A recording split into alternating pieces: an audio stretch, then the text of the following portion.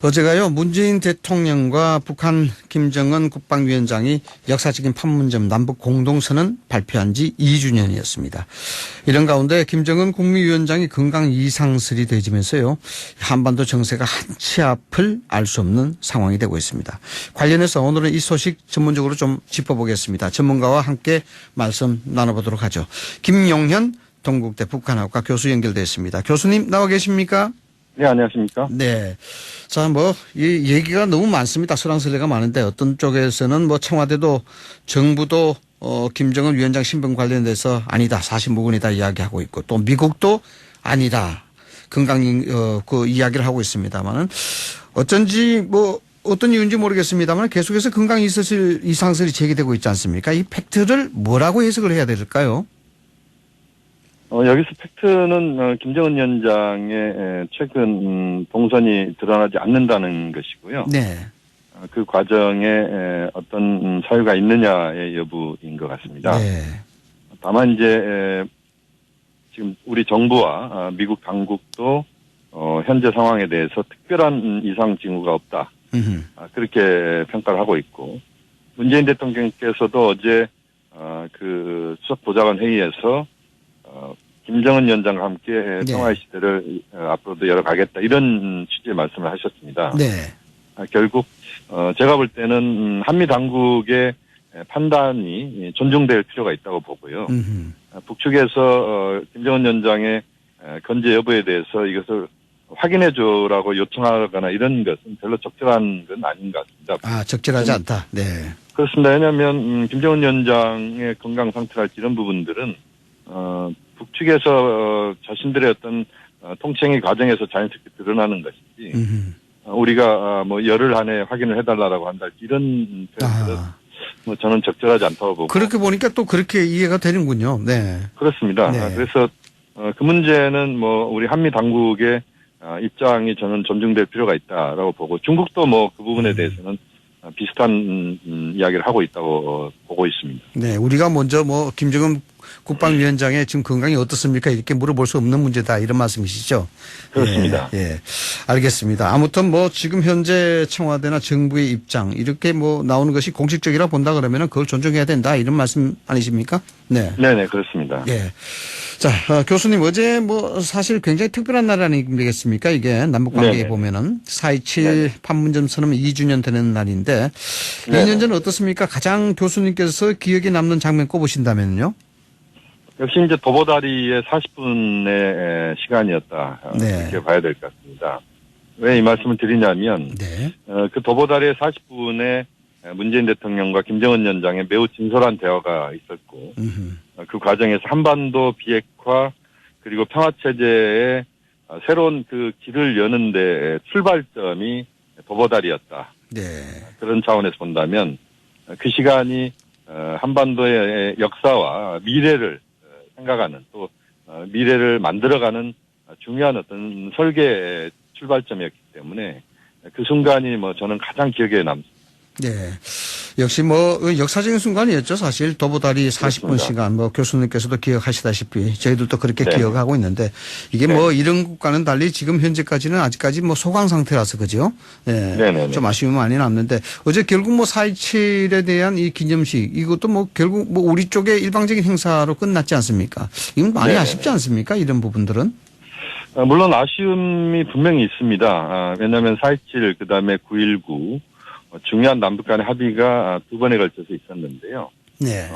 그 이후에 특별한 어떤 상황들을 만들어내지 못했다. 이런 부분 아쉬움이 있습니다. 다만 저는 그 아쉬움이라기보다는 좀 더 우리가 큰 범주에서 지금의 상황들을 봐야 될 것 같아요. 크게 봐야 된다. 네. 네, 그렇습니다. 4.27 이후에 보면은 북한의 대남 군사적인 무력 시위랄지 우리가 이른바 도발이라고 하는 것들이 단 한 차례도 없었습니다. 남측을 향한 것들은 전혀 없었다 이렇게 봐야 될 것 같고요. 그런 것들은 저는 좀 평가를 분명히 해야 된다고 봅니다. 왜냐하면 역대 정권에서 보면 남관계에서 군사적 충돌 사례가 거의 빈번하거나 또는 어떤 정권이든지 다 있었거든요. 네. 그런데 지금 이제 문재인 정부 들어서서 북한의 대남 도발 또는 대남 군사적 무력 시위가 없었다라고 하는 부분은 상당히 긍정적인 평가를 할 부분이다. 그리고 북한의 핵실험이랄지 대륙간 탄도미사일 발사 이런 네. 부분들이 사실상 이제 4.27 이후의 상황들을 보면 없었습니다. 네. 결국 한반도에서의 안정적인 관리라고 하는 측면에서는 상당한 의미 있는 일들이 진행됐다.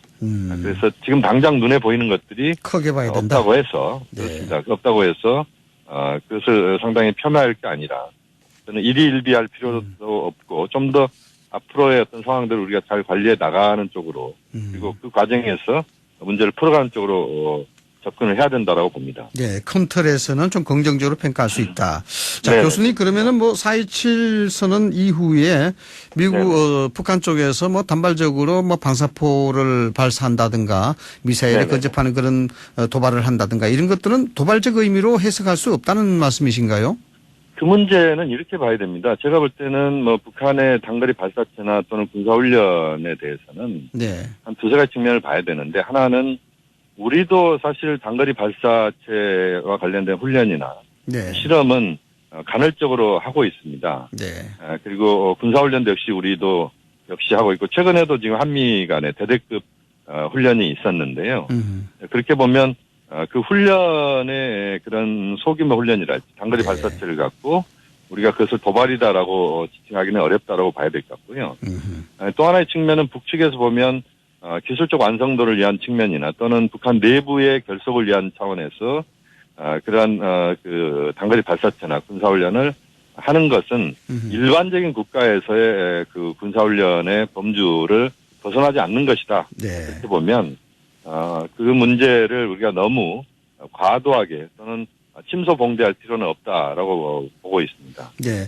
그러니까 정리를 해서 말씀을 드리자면은 교수님께서는 북한의 이러한 행위들이 크게 네. 안보에 위협을 줄 만큼의 큰 어떤 도발적 행위는 아니다. 일반적인 그렇습니다. 어떤 군사 훈련의 수준으로 이해해야 된다. 그렇게 네네, 보는 것이 그렇습니다. 향후 남북 관계의 이로운 점이다. 뭐 이렇게 생각하시는 것 같아서요. 예, 예. 네네네 그렇습니다. 자, 뭐 지난 2년간 뭐 남북 관계 비핵화 진전에 대해서 좀 아쉬운 점도 있다고 말씀하셨는데 싱가포르 하노이 회담, 예, 이 아쉬움이 남기도 아쉬움이 많이 남았던 그런 걸로 보도가 됐습니다만은 뭐 기억나는 아쉬운 점이 있다면 어떤 게 있겠습니까? 싱가포르 정상회담은 아쉬움이라기보다는 그것은 이제 북미 지도자가 최초로 만났고 또 그 과정에서 한반도 비핵화 문제에 그 북미 최고 지도자 간의 합의가 있었기 때문에 네. 싱가포르 회담은 상당히 기념비적인 회담이었다 이렇게 봐야 될 것 같고요. 네. 다만 이제 하노이 회담에서 북미가 서로 입장차를 좁히지 못했다. 서로의 선물 보따리를 제대로 좀 교환하지 못한 부분에서 네. 북미 부분이 지금 이제 그 성과를 못 내고 있는 그렇죠. 네. 그 부분에 대해서는 분명한 또 그 아쉬움이 있다 이렇게 봐야 될 것 같은데요. 네. 그렇지만 이제 좀 더 길게 보면은 하노이에서의 그 불발이 그 자체로서는 불발의 의미로 느껴지지만 그렇지만 또 북미 관계가 좀 더 그 현실에 기반해서 그리고 문제를 풀어가는 데 있어서 매우 그 어려운 상황들을 극복해야 된다는 그런 차원의 또 그 과제도 남겨준 부분이 있습니다. 네. 또 미국의 지금 이제 대선 레이스가 지금 펼쳐지고 있는 상황이고 네. 또 북한도 이제 코로나에 거의 집중하고 있다 이렇게 본다면 지금 당장 북미 관계가 성과를 거두고 있지는 못하지만 네. 북한의 추가적인 핵실험이나 또는 ICBM 발사 훈련 뭐 이런 것들이 없는 전반적으로 보면 북미가 상호 관리하는 차원에서의 지금 상황을 관리하고 있는 이런 부분이기 때문에 네. 제가 볼 때는 북미 관계도 좀 더 지금의 그 미국 대선 레이스랄지 이런 부분들이 좀 정리되는 상황에서는 또 변화될 수 있는 요소 또 발전할 수 있는 요소는 분명히 있다. 뭐 그런 점에서 우리가 네. 좀 더 차분하게 좀 지켜볼 필요가 있다고 네. 봅니다. 하노이 회담에서는 뭐 불발로 아쉬움이 있었지만은 결국 네네네. 북한과 미국과의 관계는 넘어야 할 산이 있다. 이런 것을 이제 확인시켜줬다. 이렇게 이제 보시는 것 같은데. 자, 네네. 교수님. 그렇다면은 미국 대선 말이죠. 네네. 미국 대선이 끝나면은 어느 정도 좀 긍정적으로 전개될 가능성이 있다고 보셨는데 어떻게 될까요? 좀 구체적으로 말씀을 해 주신다면요. 역시 이제 이 문제는 지금 김정은 위원장 입장에서도 미국 대선 결과를 명확하게 지금 장담할 수가 없는 상황 아니겠습니까? 네.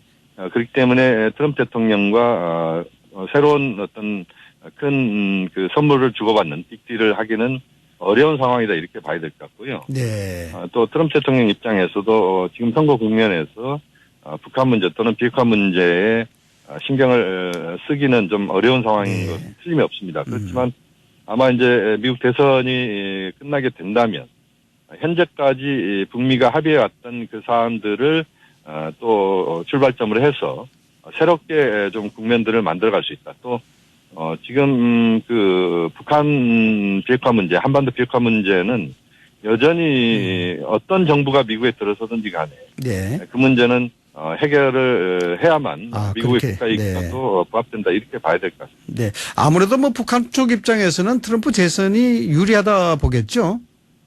뭐 현재로서는 이제 트럼프 대통령의 재선에 대한 기대가 저는 북측에 있을 거라고 봅니다. 네, 북측에. 또 트럼프 대통령의 김정은 위원장에 대한 생각도 상당히 좀 호의적인 것이고 또 북미 지도자 간에 그동안 어쨌든 2년간에 걸쳐서 쌓아온 것들이 있기 때문에 네. 북측 입장에서는 트럼프 대통령의 재선에 대한 기대가 높다 이렇게 우선은 봐야 될 것 같습니다. 뭐 겉으로는 비난을 하더라도 속으로는 트럼프가 재선이 됐으면 좋겠다 이런 생각할 수도 있다. 예. 자, 그렇게 북측이 이제 네. 그래서 뭐 그렇게 핵실험이랄지 ICBM 발사를 자제하고 있는 부분들도 역시 이제 그 미국 대선이랄지 이런 부분을 의식한 측면도 있다 이렇게 봐야 될 것 같습니다. 네. 뭐 자칫하면 또 스스로 세부대에 담아야 되는 그런 부담도 있으니까 아무래도 그렇겠죠. 예. 네네. 그렇게 된다 그러면 코리아 패싱 문제는 좀 어떻게 되겠습니까? 그 문제는 저는 그렇게 봅니다. 지금 현재 상황에서 보면 네. 북미 관계가 자동차의 앞바퀴라고 보고 남북 관계를 뒷바퀴라고 본다면 그동안은 사실은 앞바퀴가 다시 말씀드리면 북미 관계가 한반도 상황을 끌어왔다 이렇게 봐야 될 것 같은데 네. 그렇지만 이제 지금 상황은 말씀드린 것처럼 북미 관계가 성과를 거두기에는 좀 한계가 있기 때문에 네. 남북 관계라고 하는 자동차 뒷바퀴가 앞바퀴에 영향을 주는 그런 식으로 상황들을 관리를 해나갈 수밖에 없다고 봅니다. 네. 지금 우리 정부가 갖고 있는 생각도 역시 남관계, 북미 관계가 어렵지만 남관계 돌파구를 찾겠다. 또 북미 관계만 쳐다만 보고 있을 것이 아니고 남관계에서 적극적인 그 요소들을 찾아보자. 이게 문재인 대통령의 강력한 의지이기 때문에 그런 측면들이 작동하는 과정에서 좀 더 많은 변화가 있다. 이렇게 보면 코리아 패싱은 기후에 불과하다라고 보고 있습니다. 그러니까 어제 2주년 맞아서 대통령의 여러 가지 메시지를 보니까 그렇더라고요. 이게 뭐 비유를 하자면 어떨지 모르겠습니다만 뒷바퀴가 앞바퀴가 될 수 있다 이런 얘기 아니겠습니까? 네. 네네 그렇습니다. 네. 자, 그래서 드리는 말씀입니다만은 지금 뭐 현실적인 남북 협력의 새로운 길을 찾겠다. 코로나19가 이게 기회가 될 수 있다. 이런 얘기를 했었거든요. 이 문재인 대통령께서. 네네. 과거에 뭐 우리가 북한에 의료적 도움을 줬던 사례가 있을까요? 이게 뭐 가능성이 좀 계기가 될까요? 저는 충분히 계기가 될 수 있다라고 충분히. 봅니다. 그러니까 지금 이제 코로나19는 한반도 차원에서 보면 이것은 이제 위기이기도 하면서도 저는 기회라고 봅니다. 네. 다시 말씀드리면 바이러스에게 휴전선은 없다. 바이러스에게 국경은 없다라고 하는 것이 저는 굉장히 중요한 의미를 포함하고 있다고 봅니다. 네. 결국 북한의 지금 예방협력, 그다음에 보건협력이 북한으로서는 매우 절실하다고 보고 있는데요. 물론 북한에서 이제 확진자가 없다라고 하는 게 공식 입장이지만 사실상 총력을 기울여서 코로나19에 대처하고 있는 것은 명확한 사실입니다. 네. 그렇게 보면 우리가 지금 예방협력을 당장 남북 당국이 어렵다면 우리 시민사회 단체랄지 또는 국제기구 또는 국제 NGO를 통해서 우회적으로 북한에 대한 진단 키트 지원이랄지 또는 뭐 마스크랄지 여러 가지 방호복 같은 경우도 우리가 지원할 수 있는 길들은 분명히 있다라고. 분명히 있다. 이왕이면은 뭐 통해서 이제 이왕이면은 우리 정부가 직접적으로 뭐 예를 들어서 의료 지원이라든가 이런 게 하는 게 좋지 않을까요? 그런데 이게 이제 만약 그래 되면은 북한이 받을 가능성이 좀 적다 이렇게 보시는 거죠? 현재로서는 그렇다는 것입니다. 현재로서는 물론 이제 북한의 평양의 종합병원도 지금 북측이 건설을 시작을 했는데 거기에 대한 어떤 의료 시설이랄지 이런 것도 저는 이제 남측에서 지원이 필요한 부분이라고 보는데 당장 이제 북측이 우리 정부에게 지원받을 의사를 표시하고 있지 않은 상황에서는 네. 우선은 이제 우회적으로 또는 시민단체나 여러 우회적인 방법들을 동원하고요.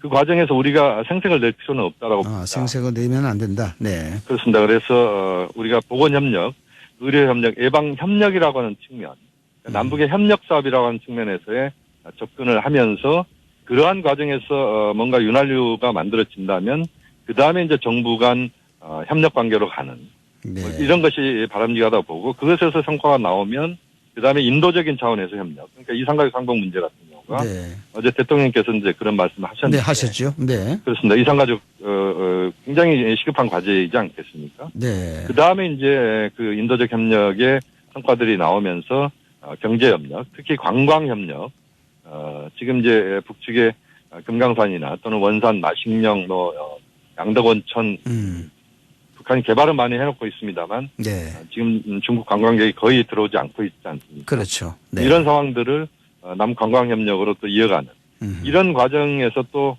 유엔과 미국의 어떤 제재도 유예 또는 완화시킬 수 있는 요소는 분명히 있기 때문에 네. 그런 것들을 우리가 적극적으로 만들어 간다면 남관계도 점진적으로 풀릴 수 있다. 저는 그렇게 보고 있습니다. 네. 뭐 앞으로 뭐 국제사회의 분위기 조성이라든가 또 우리 쪽의 어떤 정치적 문제, 북한의 호응 문제 이런 것들이 좀 종합적으로 고려돼야 되지 않나 이런 생각이 드는데 자, 교수님. 뭐 국회 상황인데 국내 상황도 이거 굉장히 중요하지 않습니까? 이게 네네. 이 판문점 선언 비준 동의안 이 부분을 네네. 새로 추진한다 이런 얘기가 이제 흘러나오고 있거든요. 네네. 판문점 선언에 대한 국회 비준 받는 거 일단 의미부터 따지신다면 어떻습니까? 국회 비준이라고 하는 의미 자체는 뭐 그 자체로서 어떤 그 북한에 대한 구속력이나 이런 것이 있는 건 아니고 네. 우리 이 사회 내에서 판문점 선언에 대한 국민적 동의를 명확하게 확인하는 것이다 이렇게 봐야 됩니다. 동의 확인 차원이다. 네. 그렇습니다. 그것이 이제 보다 큰 동력으로 작용할 수 있다 이거 봐야 될 것 같고요. 네. 결국 180석 슈퍼 여당이 저는 이제 문재인 대통령께서 앞으로 관심을 갖고 있는 분야가 이제 경제와 남관계 또는 한반도 문제라고 보고 있는데 그 과정에서 한반도 문제를 풀어가는 데 있어서 이 180석 여당의 그런 그 엔진으로서의 역할도 저는 매우 중요하다고 보고요. 네. 그런 과정에서 대통령께서 좀 더 적극적으로 문제를 풀어가는 그 전제는 국민의 지지와 동의라고 보고 그 동의가 우선은 이제 판문점 선언에 대한 기준일 수 있다. 그것이 과거에 그 판문점 선언 2년 전의 것이지만 그러나 그 매우 중요한 소중한 내용들을 담고 있기 때문에 네. 거기에서 어떤 기준 절차를 밟으면서 좀 더 9.19 그다음에 그 이후의 남관계도 그 탄력을 받게 만드는 이런 차원에서는 그런 기준 절차도 저는 의미 있는 그런 일이다라고 보고 있습니다. 네. 교수님 말씀을 들어보면은 이게 상당히 정당성도 있고 명분이 있는 판문점 선언 비준 동의안 이 처리가 될 것 같긴 한데 이게 2018년에 그때 뭐 비준 추진하다가 이게 없어지지 않았습니까? 예. 그 당시에 보면은 뭐 선언 이 판문점 선언 이행하려고는 100조 원 정도 돈이 또 들어야 되고 여기 NLL 문제라든가 평화 수역 문제의 전환이라든가 뭐 이런 예민한 사안들이 있었단 말이죠. 이런 거하고는 또 어떻게 좀 관계성을 따질 수가 있겠습니까? 100조 원이라고 하는 이야기는 그것은 뭐 어떻게 그 계산과 접근하느냐에 따라서 달라지는 문제였고요. 그때는 아마 상당히 그것이 좀 제대로 된 계산이라기보다는 좀 더 부풀려진 부분이 있다 이렇게 봐야 될 것 같고요. 판문점 선언에서 나왔던 것들, 그다음에 9.19도 마찬가지입니다만 사실 판문점 선언이 제대로만 이행된다면 남북한의 여러 가지 그 협력 사업이랄지 또는 남북의 그 기념비적인 그런 일들을 추진할 수 있는 요소들이 분명히 있는 것들입니다. 또 지금 코로나19 상황으로 지금 한반도에 여러 가지 지금 현안들이 묻혀 있습니다만 남관계를 새롭게 만들어가는 데 있어서 4.27 그다음에 9.19의 성과들을 하나 둘씩 지금 저는 늦지 않았다고 봅니다. 네, 알겠습니다. 지금 상황에서 좀 더 적극적으로 문제를 풀어가야 된다고 봅니다. 예, 알겠습니다. 남북관계 상황 판문점 선언 2주년을 맞아서 김용년 동국대 북한학과 교수와 함께 이 얘기 좀 짚어봤습니다. 오늘 말씀 고맙습니다. 네, 감사합니다.